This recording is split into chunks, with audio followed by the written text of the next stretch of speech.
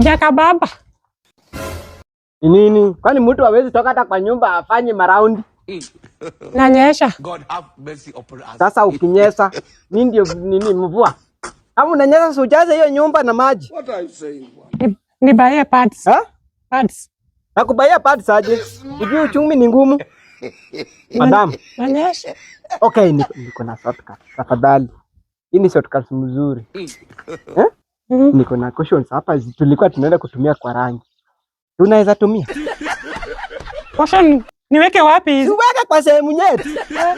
Inaweka mzuri kwanza na kinga mzuri. Hii ili tu ifike nini itakuwa mzuri. Hauna pesa ya pads?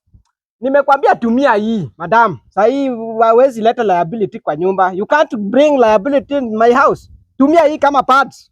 Umesikia? Kwa nini Mungu unatupatia punishment? Iko sawa? Wacha kuniangalia hivyo kama umefinywa na mlango.